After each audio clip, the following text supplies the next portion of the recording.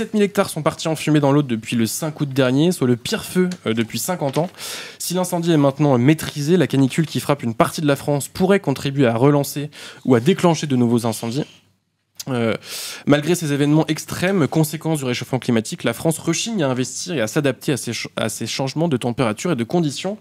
Donc vous l'avez compris, on va parler de l'incendie qu'il y a eu dans l'Aude il y a quelques jours. On va évidemment aussi parler de la canicule qui s'abat sur la France depuis quelques jours, et puis globalement du réchauffement climatique, puisque tout ça est évidemment lié. Antoine, toi tu t'es rendu dans l'Aude au moment où ça a brûlé. Est-ce que tu peux nous raconter un petit peu ce que tu as vu ? Ce que j'ai vu, c'est de la désolation. Voilà. En un mot, c'est des terres désolées, des paysages grisâtres, ravagés par le feu et transformés en cendres. C'est ce que je dis toujours depuis que je suis revenu, c'est que quand on voit ce qui se passe à travers la télé, à travers notre écran, on a tendance à penser que c'est irréel, que c'est tellement énorme que finalement ça paraît presque...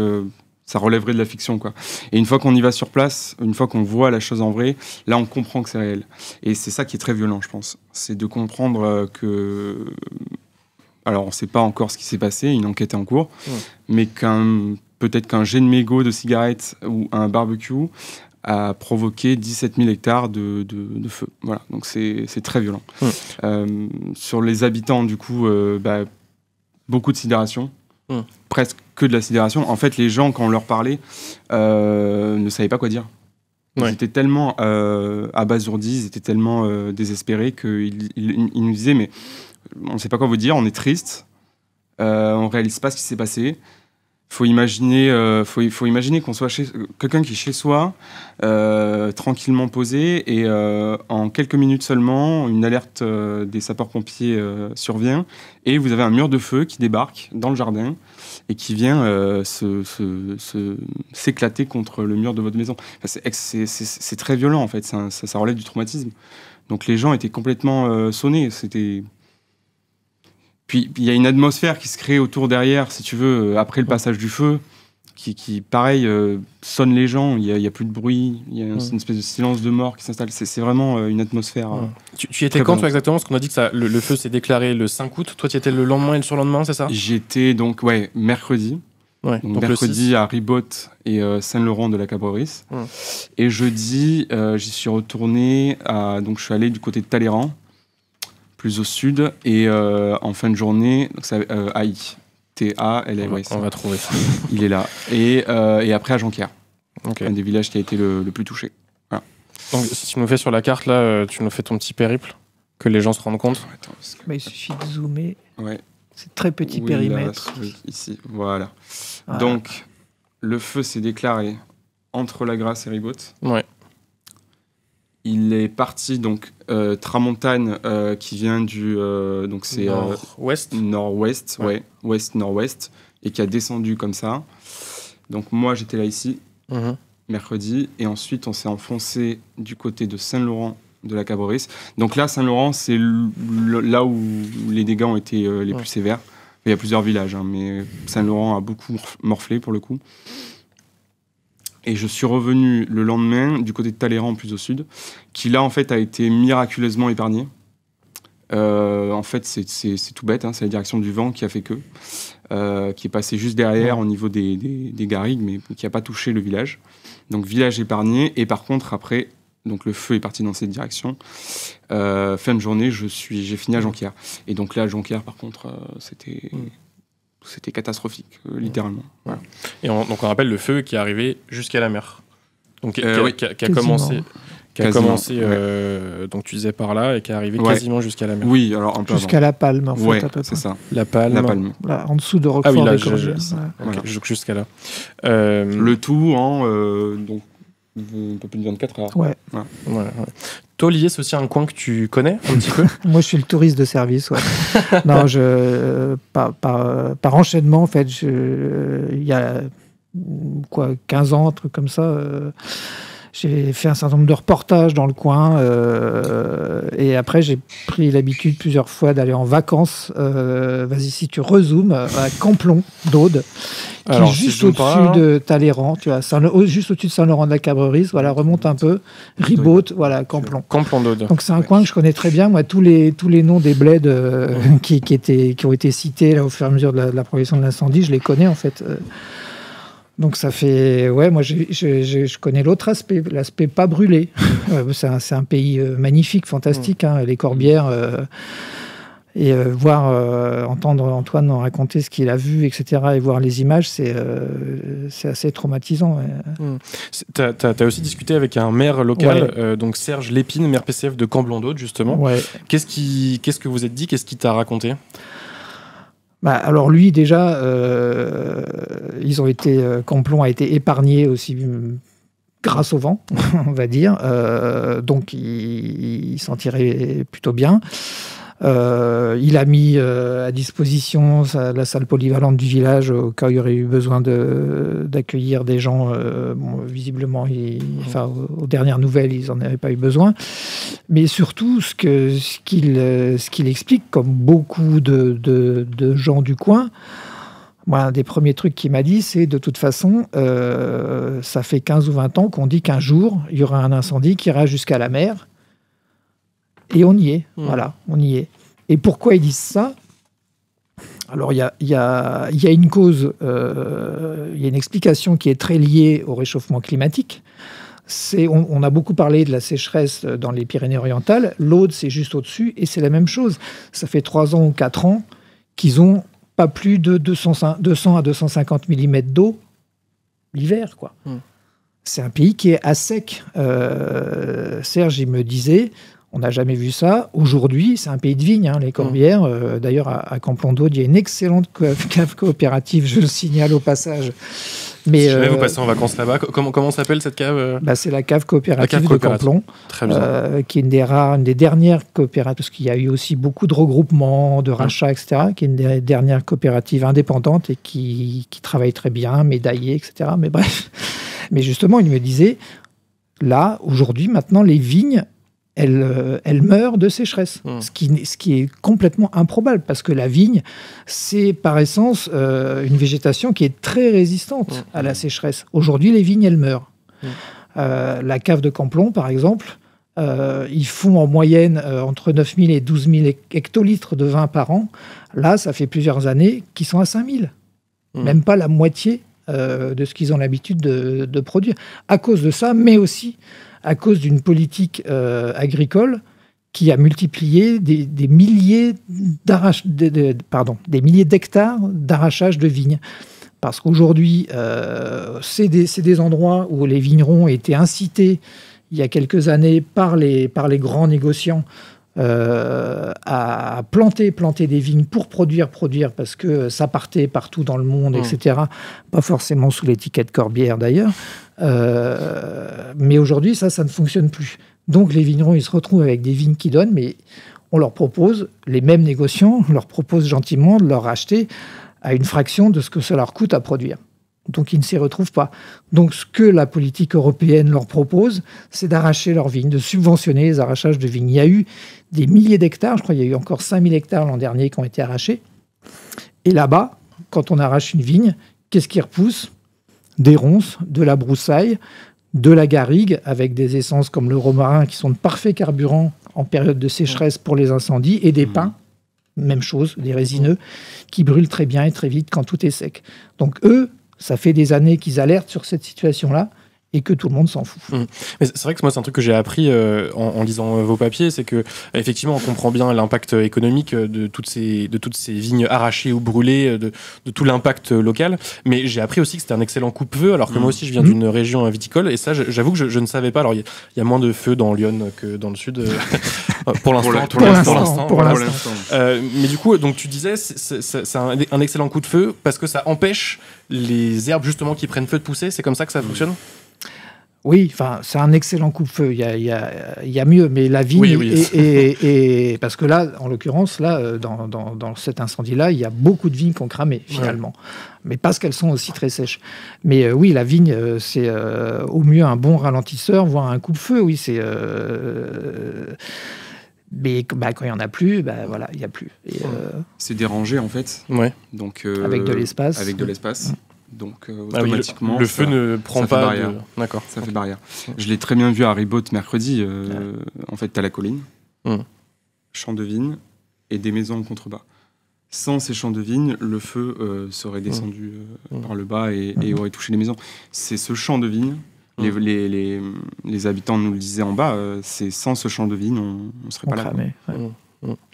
Antoine, j'aimerais bien aussi que tu me parles un peu de tu as rencontré des pompiers, je crois, pendant tes reportages. Quelle était la teneur des discussions? Est-ce que pour eux aussi, c'est un feu qu'ils n'ont jamais eu l'habitude de voir? En tout cas, l'ampleur du feu était particulièrement impressionnante, même pour des pompiers qui sont quand même confrontés très régulièrement à des incendies. C'est simple, tout le monde le dit, pompiers, habitants, tout le monde, les élus. On n'a jamais vu ça. Voilà. Donc, pompiers y compris, qui pourtant, comme tu le dis, sont habitués, c'est leur métier de gérer ce genre de situation de crise, ils n'ont jamais vu un feu d'une telle intensité. Donc, alors les discussions que j'ai eues avec eux, elles étaient très rapides, si tu veux. C'est pas forcément beaucoup de temps à imaginer, t'accorder. oui, l'urgence. Et puis, j'avais pas spécialement envie de les emmerder avec 40 000 questions. Ce qui m'a frappé, moi, c'est la concentration, en fait. J'aimerais vraiment faire un message particulier, avoir une pensée pour tous ceux qui se sont mobilisés, pour les blessés, parce qu'il y a aussi des blessés parmi les pompiers, dont un qui est toujours en urgence absolue, il me semble. C'est quand même un métier assez extraordinaire, et c'est plus de 2000 pompiers qui étaient présents dans la zone à partir dès mardi. Sans eux, on n'en serait pas là, quoi. Donc c'est vraiment les féliciter, et ça montre, là, ce qui s'est passé montre à quel point leur présence est essentielle. Après, voilà, comme je te dis, j'ai discuté avec eux, il y a une grosse concentration, ils savent ce qu'ils doivent faire. Le problème, c'est que ça va dans tous les sens, ça va très très vite. Donc c'est vraiment un balai de camions-citernes qui défilent. Bon, voilà, t'as pas le temps de discuter de manière posée et d'essayer de comprendre. On les a plutôt laissés travailler. Oui, parce que c'est vrai qu'il y avait l'ampleur de ce feu, puis il y avait la vitesse à laquelle il s'est déplacé. Pourquoi cet incendie, donc on le rappelle, je crois, le plus important depuis une 50aine d'années en France. C'est en cours de calcul, du coup, mais effectivement, on se dirige vers ce bilan. Et comment on explique l'ampleur de ce feu, donc à la fois la distance qu'il a parcourue, la force des flammes? Comment on explique l'intensité de ce feu? Est-ce que vous avez des éléments de réponse? Les causes, elles sont légion. Déjà, tu parlais de la vitesse. Donc, ça a été dit souvent depuis une semaine, 5 à 6 km/h. C'est absolument fulgurant. Il y a eu des simulations qui ont été réalisées Normalement, c'est 1 ou 2 km/h. 1 à 2 à peu près. Donc là, on passe de 5 à 6. 5 à 6, c'est un homme qui marche d'une bonne allure, quoi. C'est ça. Des simulations ont été faites par certains médias. Il faut imaginer quelqu'un qui marche pendant 10 minutes sur une distance donnée. Il faut imaginer que le feu parcourt la même distance au même moment. Donc c'est absolument hallucinant. Et même des pompiers sur place, dans certains papiers de nos confrères, racontaient qu'ils avaient enregistré au-dessus de 6 km/h. Donc c'est quelque chose, ça rejoint ce que tout le monde dit, c'est du jamais vu. Après, les causes, tout était propice à ce moment-là, à cet instant T, à cet endroit-là, pour que ça pète, pour que ça finisse comme ça. La sécheresse, la végétation, le vent, tout ce qu'on a déjà dit. Facteur qui peut aussi être un peu aggravant, c'est le relief dans ce coin-là, qui est très, très vallonné. Et un feu, c'est peut-être contre-intuitif de penser ça, mais quand il est face à une pente, il monte plus vite. C'est ça. Parce que les flammes, en s'élevant, elles gagnent les étages de végétation supérieure, donc ça accroît encore sa vitesse de progression. D'accord. Si on veut faire un schéma assez simple, c'est la règle des 3-30. Donc, un taux d'humidité de l'air inférieur à 30%, des températures au-dessus des 30 degrés, et enfin, des vents au-delà des 30 km/h. Donc là, toutes les conditions étaient réunies. Et bien au-delà. Et bien au-delà. On a parlé de la sécheresse, le manque d'eau dans les nappes phréatiques, Le vent qui a été enregistré, donc la tramontane, c'était mardi, au départ du feu. C'était 60 à 80 km/h. À cette vitesse, les flammes sont couchées au niveau du sol. Ah oui. Donc en fait, le vent est tellement fort que ça les propulse vers le sol, ce qui amplifie encore la propagation et la combustion de ce qu'il y a au sol, c'est-à-dire broussailles, tout ce qu'on a dit. La garrigue. Toutes ces Voilà. petites herbes aromatiques qui sont pleines d'huile essentielle et qui brûlent très bien. Les pommes de pin, Ouais. des arbres, des pins, elles ont un effet incandescent, un effet grenade en fait, elles pètent. Et donc elles vont dans toutes les directions. Donc pareil, il y a 1001 explications qui le réchauffement climatique, bien sûr, on l'a dit, mais et tout était réuni à ce moment-là. Ouais. Quoi, Justement, vous voyez un peu là où je commence à aller. Comment on explique l'augmentation du nombre des incendies, mais aussi de leur puissance, de leur vitesse, de la surface? Là, on parle de l'Aude, c'était exceptionnel, mais en fait, ce sera de moins en moins exceptionnel si on est un peu pessimiste. Toi, Antoine, tu travailles sur l'environnement, Mais bien sûr, et Olivier, mais tu travailles depuis longtemps. on le répète tous les jours dans nos papiers. Le réchauffement climatique aggrave l'intensité de ces catastrophes et surtout leur récurrence. Voilà, c'est un facteur de risque qui est démultiplié. Donc, Mais surtout, pour reprendre une citation qui est usée jusqu'à la corde, mais le problème, c'est que notre maison brûle, mais qu'on la regarde brûler. On a déjà entendu parler de la question des moyens de lutte contre l'incendie. Ces fameux Canadair dont l'achat était programmé et qui a finalement été retardé parce que, n'est-ce pas, on n'a pas assez d'argent en France, c'est bien connu. On est un pays pauvre, on n'a pas les moyens de s'acheter des Canadair et de programmer tout ça de manière raisonnable, alors qu'on sait, et c'est là qu'on peut dire qu'on regarde notre maison brûler, alors qu'on sait que ces épisodes d'incendie, de canicule, de sécheresse, etc., vont se répéter, se multiplier dans les années à venir. Donc là, il y a une faute grave du gouvernement, des gouvernements d'ailleurs, parce que ça fait quand même longtemps que le problème est posé. Notre maison brûle, on la regarde brûler, parce que cette question qu'on a déjà évoquée de la déprise agricole, elle ne sort pas de... C'est pas une catastrophe naturelle. C'est des choix politiques délibérés. On va en parler là faisons notre pub de demain, le dossier qui fait la une de l'UMA, c'est justement sur les suites de l'incendie. L'Aude, c'est un territoire de viticulture, de petites exploitations, peut-être aussi un peu d'élevage, de maraîchage, de trucs comme ça, mais c'est des petites exploitations. À qui vont les aides de la politique agricole commune? Pas à ceux-là. Il n'y a pas de grande culture là-bas, il n'y a pas de... Voilà, donc on ne les aide pas. Justement, on le voit bien, puisqu'on arrache les vignes, alors qu'il y aurait bien d'autres choses à faire, y compris de développer des méthodes agronomiques encore plus efficaces et contre les incendies. Par exemple, faire de la viticulture élevage, pas de la polyculture élevage, mais de la viticulture élevage, des choses comme ça, pour remettre de la matière organique, c'est-à-dire basiquement des déjections animales dans les sols, parce qu'un sol qui est plus chargé en matière organique, il retient l'humidité, donc quand il y a le feu, ça brûle beaucoup moins bien.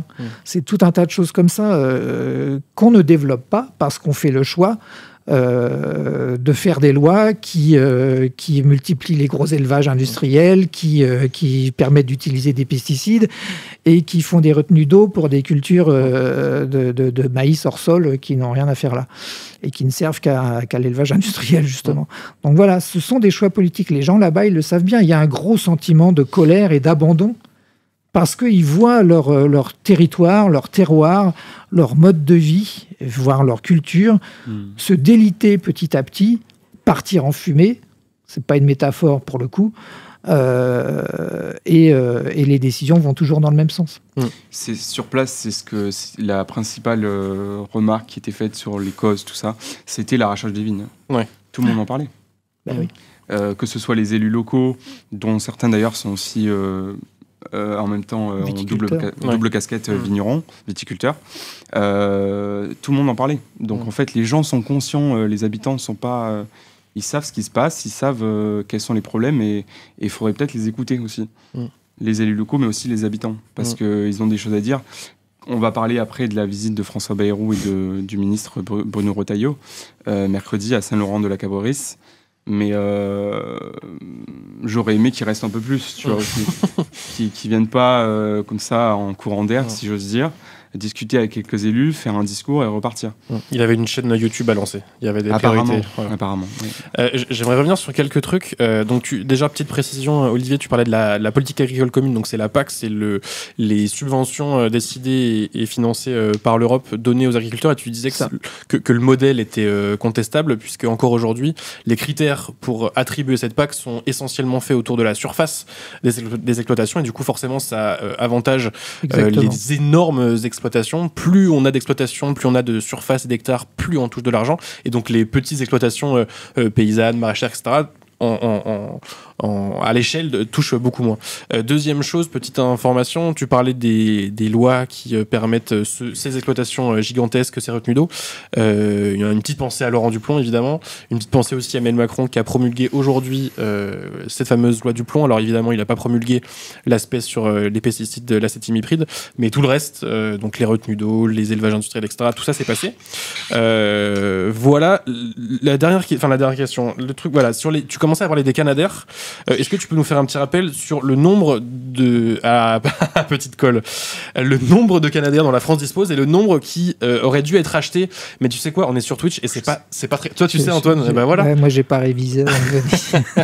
Pourtant c'est toi qui as lancé le sujet. Alors moi je me suis dit c'est bon. Alors combien on en a et combien était prévu qu'on en ait en tout? On en a 12. Ouais. Flotte de 12. Il y en avait 9 dans l'Aude. Un qui, donc d'après ce que j'ai compris, avait été accidenté en début de saison. Et le reste, je présume, mobilisé ailleurs en France. Donc 12. Achat de 2 Canadair, prévu pour une livraison en 2028. Voilà. Mais ça, encore une fois, il l'a dit, ça a tardé. Donc on est à 12. Et c'est des instruments dont certains sont assez vétustes et demandent il y a tout un aspect maintenance derrière qui prend beaucoup de temps. Donc là, la livraison des 2 nouveaux, ce sont des équipements de nouvelle génération, donc ça va faire du bien, si j'ose dire. Mais est-ce que ça suffit Je ne pense pas. Antoine, tu devais m'envoyer le passage de François Bayrou, je ne l'ai pas reçu. Il est sur le sur le Nous réglons nos comptes en direct. Sur le conducteur, d'accord. Mais oui, il est là. Voilà. C'est parfait. Hop. Antoine 1. Théo 0. Bien joué. Et tu m'as même donné les timecodes. 2.30. Vous êtes prêts, le chat? On va écouter François Bayrou. Petit trigger warning. Oh non. Je me suis explosé les oreilles. C'est bien 2.30 ce que tu m'as dit. Ouais. Hop. Il y a quelques bugs, ça saccade. N'hésitez pas le chat à me dire si le son est correct, parce que j'ai l'impression qu'il est petit. Tout le monde voit ce qui se passe. On est dans un moment où le changement climatique sur, j'allais dire, toute la planète, en tout cas l'Europe, ce changement climatique se fait sentir et entraîne des événements inédits. Et l'événement aujourd'hui, c'est un événement qui est lié au réchauffement climatique et lié à la sécheresse. Et il faut qu'on réfléchisse avec les élus locaux, avec les responsables professionnels, avec les parlementaires et le gouvernement. Nous avons à réfléchir à ce que demain pourrait être. Quel type de plantation? Quel avenir pour la vigne? Quelle possibilité d'imaginer des essences différentes qui pourraient être des essences de résistance à la progression du feu? Quel type de plantation pour réaliser des stops?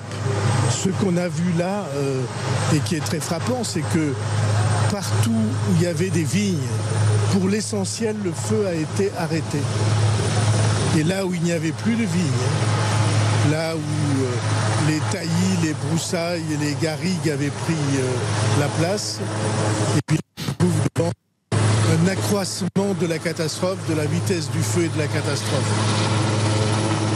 Désolé, alors le son c'est pas nous, c'est effectivement qu'il y a un moteur qui tourne à côté ou je sais pas quoi. Je crois qu'il y a un hélico qui passe, qui s'arrête de parler et il reprend. Alors attendez, je vais refaire il regarde l'hélico. Des petits réglages de son parce que là c'était un peu terrible. C'est surréaliste quand même.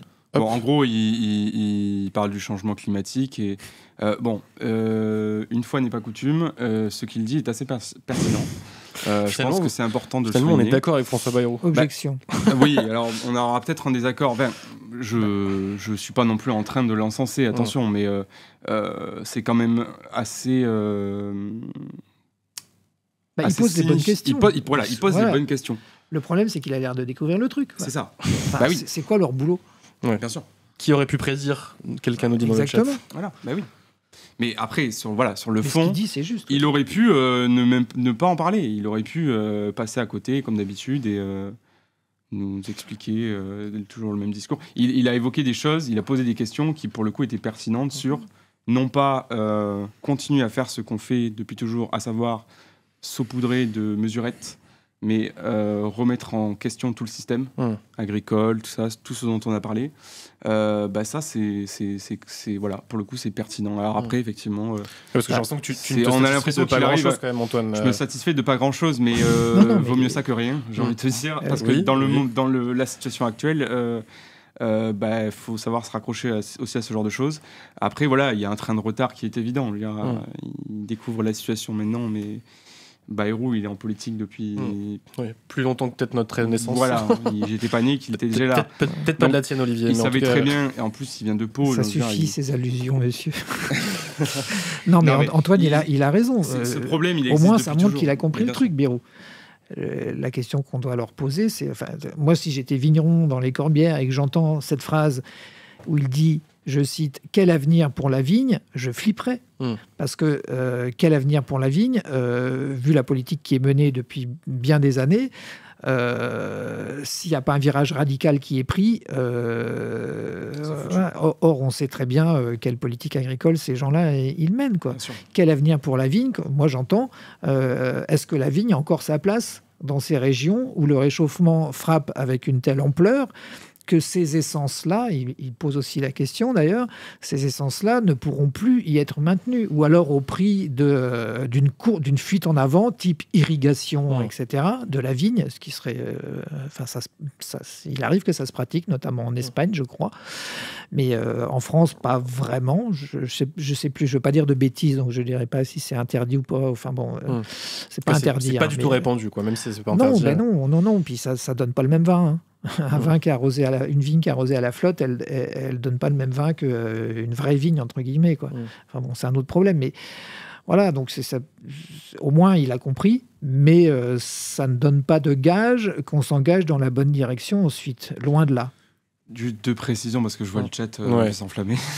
En même temps, c'est sûr, à chaque fois qu'on effectivement, vous avez raison de le dire, sur la question des moyens, il n'en parle pas. Ouais, c'est ça. Il dit oui, attention, c'est pas bien, mais il n'a pas de plan concret. Pas de réponse, pas de plan concret. Et puis, encore une fois, pourquoi on était dans cette situation-là, à cet instant T? Ça fait des années qu'on dit que les sapeurs-pompiers alertent sur le manque de moyens. Ça fait des années. Déjà, après l'incendie, donc c'est l'Andiras 2022, déjà, on en parlait. On disait, tout le monde alertait sur le fait qu'on manquait de Canadair, on manquait d'équipes. Il y avait des problèmes dans les roulements au niveau des sapeurs-pompiers sur le terrain. Et quelles réponses ont été apportées à ça? Aucune. Donc, et du coup, ça se traduit par quoi? Ça se traduit concrètement sur le terrain par du ras-le-bol. Nos confrères de Libé en reportage l'ont bien remarqué, quand Bayrou est arrivé avec son convoi et Bruno Retailleau, ils se sont fait huer. Mais parce que c'est normal. Déjà, les gens ont vécu un traumatisme énorme. Et puis en plus, il se retrouve avec François Bayrou et Bruno Retailleau sur place pour, alors j'allais dire donner des leçons, non, mais il y a un côté, tu vois aussi, la démarche, elle pose question. Donc, et en plus, il est venu en Falcon, c'est ça que tu disais. Oui, en jet privé. Mais les gens, ils se sont fait huer, c'est pas étonnant. Les gens, ils sont en colère là-bas. Et expression aussi largement utilisée, mais le sentiment d'abandon. Qui est réel, surtout après une catastrophe comme celle-là, on sait comment ça se manifeste ensuite politiquement.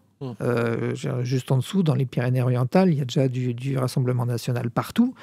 Dans l'Aude, les dernières élections ont aussi été très, très pénibles de ce point de vue-là, alors que c'est une terre... c'est là d'où est partie la grande révolte des vignerons en 1907. Enfin, je ne vais pas vous faire des cours d'histoire que je serais bien incapable de faire d'ailleurs, mais c'est pas... Historiquement, l'Aude, c'est pas une terre de droite.